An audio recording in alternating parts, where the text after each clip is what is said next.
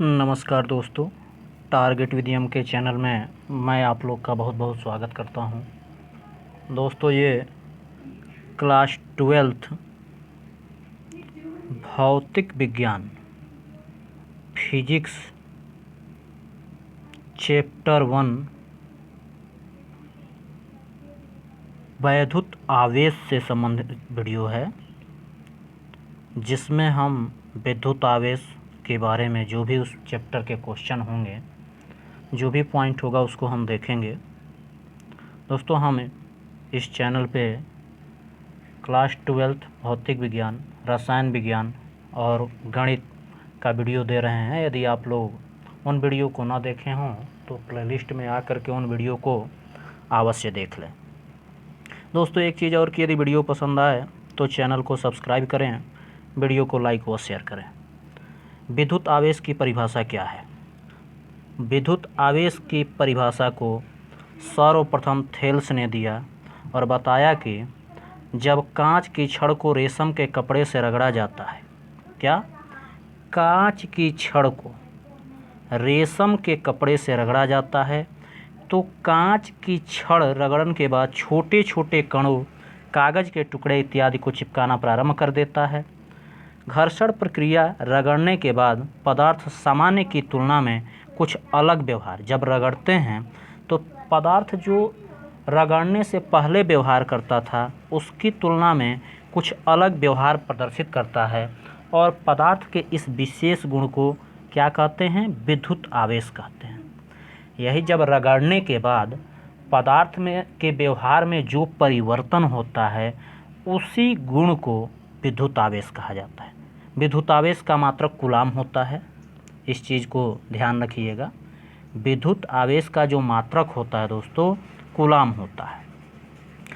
पदार्थ द्वारा आवेश ग्रहण करने के पश्चात यदि पदार्थ को आवेशित पदार्थ कहा जाता है। जैसे पदार्थ जब किसी आवेश को ग्रहण कर लेता है तो उस पदार्थ को आवेशित पदार्थ कहा जाता है। आवेश क्या है? किसी भी पदार्थ के निर्माण के लिए मूल कणों में से आवेश भी एक है। हालांकि आवेश की कोई निर्धारित परिभाषा नहीं है, लेकिन आवेश को इसके द्वारा उत्पन्न प्रभाव के माध्यम से, आवेश के द्वारा जो उत्पन्न प्रभाव है उसके माध्यम से आवेश को समझा जा सकता है। आवेश एक द्रव्य पर उपस्थित वह गुण है, आवेश एक द्रव्य पर उपस्थित वह गुण है जिसके कारण वह द्रव्य चुंबकीय क्षेत्र उत्पन्न करता है या इन क्षेत्रों का अनुभव करता है। आवेश की परिभाषा यदि 1 नंबर 2 नंबर में आए तो इसको ऐसे भी लिख सकते हैं कि आवेश एक द्रव्य पर उपस्थित वह गुण है जिसके कारण वह द्रव्य चुंबकीय क्षेत्र उत्पन्न करता है या इन क्षेत्रों का अनुभव करता है। और जब 2 नंबर में इसका 1 नंबर में आता है तो ये जरूर लिखिए कि आवेश का मात्रक कूलाम होता है। आगे देखते हैं, इसका उदाहरण देखते हैं। कांच की छड़ को जब आप रेशम से रगड़ते हैं, रेशम के कपड़े से, तो कांच की छड़ पर धन आवेश, धनात्मक, और रेशम के कपड़े पर ऋण आवेश आ जाता है। जैसे आवेश को हम Q से दर्शाते हैं, क्योंकि आवेश का मात्रक Q कूलाम होता है, तो Q प्लस हो जाता है, और जब ऋण आवेशित होता है तो Q माइनस होता है। आगे आप कूलाम के नियम को भी पढ़ेंगे। कूलाम का नियम ये कहता है कि दो आवेशों के मध्य लगने वाला जो आवेश होता है उनके गुणनफल के अनुक्रमानुपाती और उनके बीच की दूरी के वर्ग के व्युत्क्रमानुपाती होता है, जो कि आगे बताया जाएगा आपको। आवेश के प्रकार, आवेश कितने प्रकार के होते हैं? तो आवेश कितने प्रकार का होता है यह समझने के लिए पहले आप इस प्रयोग को समझें कि सर्वप्रथम हम 2 कांच की छड़ लेते हैं और दोनों छड़ों को रेशम के कपड़े से रगड़कर एक दूसरे के पास ले जाते हैं। जैसे सर्वप्रथम 2 कांच की छड़ लें और दोनों छड़ों को, मान लीजिए यहाँ रेशम का कपड़ा है, तो दोनों को हम इससे रगड़ें और फिर जब रगड़ेंगे, जब इसको पास ले जाएंगे तो एक दूसरे से ये दूर जाने का प्रयास करते हैं, अर्थात एक दूसरे को प्रतिकर्षित करते हैं। प्रतिकर्षित करने का मतलब दूर जाना। जैसे कोई भी दो छड़ हैं, जब ये एक दूसरे के पास आएंगे तो इनका आकर्षण होगा, और जब ये एक दूसरे से दूर होंगे तो इनका प्रतिकर्षण होगा। ठीक इसी प्रकार जब एबोनाइट की दो छड़ों को बिल्ली की खाल से, एबोनाइट की दो छड़ को ले लीजिए और बिल्ली की खाल से जब आप रगड़ कर एक दूसरे के पास लाते हैं तो वे भी क्या होंगे कि एक दूसरे से दूर जाने का प्रयास करेंगे। जैसे मान लीजिए ये एबोनाइट की छड़ है और दूसरा ये एबोनाइट की छड़ है, इसको हम बिल्ली की खाल से आगे इन दोनों को एक एक बार दोनों को रगड़ लिए।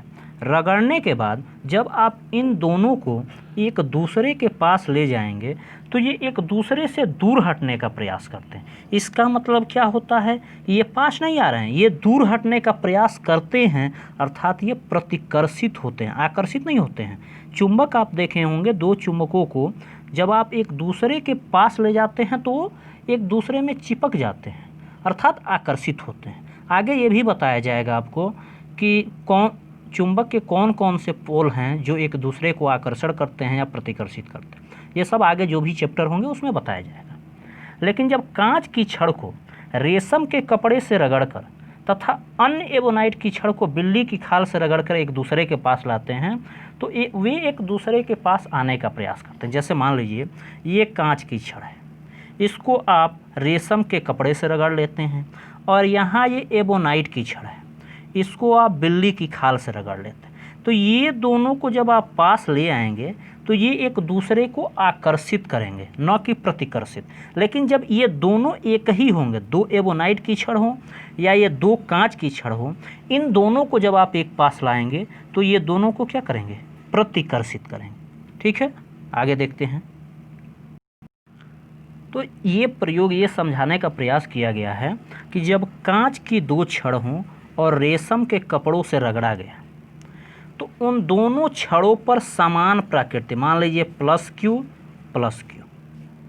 का आवेश उपस्थित था। जब ये दोनों आवेश प्लस में हो, पॉजिटिव हो, धनावेशित हो, तो ये एक दूसरे से दूर हटेंगे। जब इनको पास आप लाइएगा ऐसे तो ये एक दूसरे से दूर हटेंगे, क्योंकि दोनों पॉजिटिव हैं, दोनों समान हैं, अर्थात ये एक दूसरे को प्रतिकर्षित करेंगे। लेकिन यदि इसमें एक माइनस हो और ये एक प्लस हो, एक पॉजिटिव हो एक निगेटिव हो, तो ये दोनों दूसरे को अपनी तरफ आकर्षित करेंगे। ठीक है, इसके बाद ठीक इसी प्रकार दो एबोनाइट की छड़ों को भी यदि बिल्ली की खाल से रगड़ा जाता है तो उन दोनों पर भी समान आवेश उपस्थित होंगे, इसलिए वे एक दूसरे को क्या करेंगे, प्रतिकर्षित करेंगे। एबोनाइट की छड़ को बिल्ली की खाल से रगड़ा जाता है तो उन दोनों छड़ पर विपरीत आवेश, जैसे एक कांच की छड़ और एक एबोनाइट की छड़, तो उन दोनों पर विपरीत आवेश हो जाएंगे और वे दोनों क्या करेंगे, एक दूसरे को आकर्षित करेंगे। अभी बताया गया है आपको कि जैसे प्लस क्यू हो एक पे और एक पे माइनस क्यू, तो प्लस क्यू और माइनस क्यू को जब पास आप ले जाएंगे तो ये दोनों आकर्षित होंगे एक दूसरे को, माने दोनों पास आएंगे तो आकर्षित होंगे। और लेकिन केवल प्लस क्यू हो और यहाँ भी प्लस क्यू हो, या माइनस क्यू हो और यहाँ भी माइनस क्यू हो, और इन दोनों को आप एक दूसरे के पास ले आएंगे तो ये दोनों एक दूसरे को प्रतिकर्षित करेंगे, यानी दूर हटेंगे। ठीक है, अतः हम कह सकते हैं कि आवेश का दो प्रकार होता है और बेंजामिन फ्रैंकलिन ने इन दोनों आवेशों को धनात्मक आवेश तथा ऋणात्मक आवेश नाम दिया। धनात्मक आवेश और ऋणात्मक आवेश नाम दिया। ठीक है, पॉजिटिव एंड निगेटिव।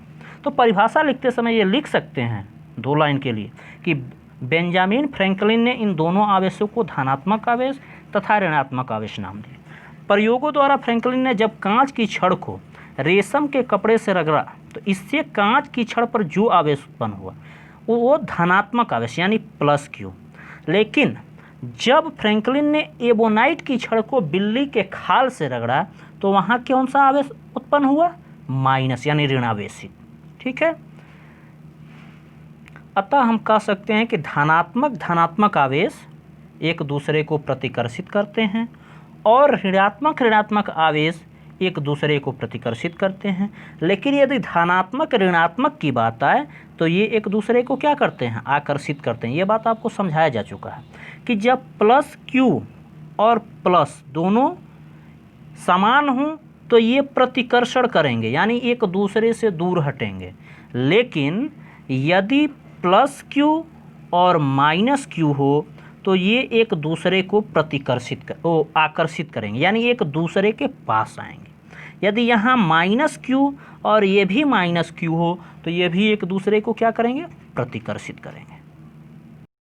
अब ये भी जान लेते हैं कि पदार्थ का धनावेशित या ऋणावेशित होने का क्या कारण होता है, यानी पदार्थ किस कारण धनावेशित होता है और किस कारण ऋणावेशित होता है।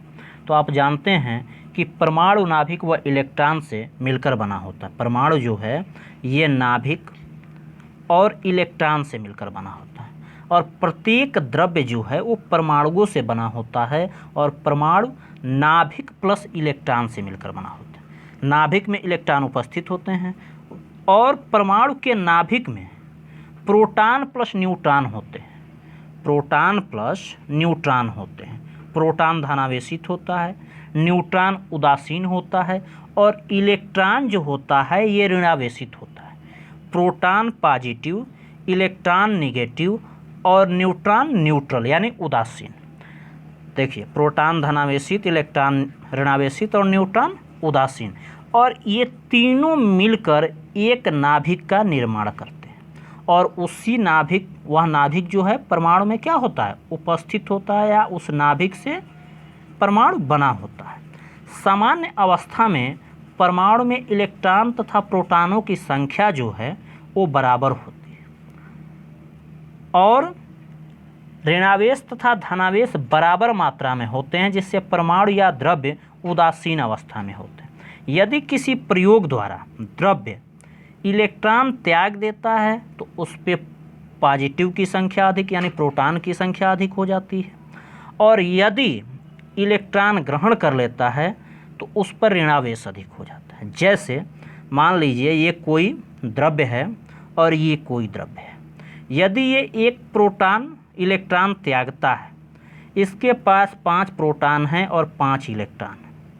यदि ये एक इलेक्ट्रॉन त्यागेगा, ये ई है, ये पी, तो निश्चित है कि इसके पास तो यहाँ 4 हो जाएंगे। तो देखिए ये प्रोटॉन अधिक हो रहा है, लेकिन जब यहाँ ये प्रोटॉन त्यागेगा तो फिर इसके पास 4 हो जाएंगे, तब ये अधिक हो जाएगा। कहने का अर्थ ये है कि यदि किसी प्रयोग द्वारा द्रव्य इलेक्ट्रॉन त्याग देता है तो उस पर प्रोटॉन की संख्या अधिक हो जाती है, जिससे पदार्थ धनावेशित हो जाता है। ठीक इसी प्रकार यदि पदार्थ इलेक्ट्रॉन ग्रहण कर लेता है, जो पदार्थ ग्रहण करेगा तो उस पर एक कर्जा हो जाएगा, यानी माइनस हो जाएगा। तो इस प्रकार ऋणावेश अधिक हो जाता है तथा वो वस्तु ऋणावेशित हो जाती है। जब कांच की छड़ को रेशम से रगड़ा गया तो कांच की छड़ रेशम के कपड़े को एक इलेक्ट्रॉन दे दी, जिसके कारण वह कांच की छड़ क्या हो गया, धनावेशित हो गया। और जब एबोनाइट की छड़ को बिल्ली की खाल से रगड़ा गया तो एबोनाइट की छड़ एक इलेक्ट्रॉन ग्रहण कर लेता है, जिसके कारण वो ऋणावेशित हो जाता है। ठीक है, तो इसके साथ दोस्तों ये चैप्टर फर्स्ट का विद्युतावेश का पार्ट 1 वीडियो, ये पार्ट 1 है। इसका कई पार्ट आएगा क्योंकि छोटे छोटे वीडियो बनाए जाएंगे जिससे आप लोग आसानी से देख सकें। यह पार्ट 1 वीडियो समाप्त हुआ। वीडियो पसंद आया तो चैनल को सब्सक्राइब करें और दोस्तों वीडियो को ज़्यादा से ज़्यादा शेयर करें। जय हिंद दोस्तों।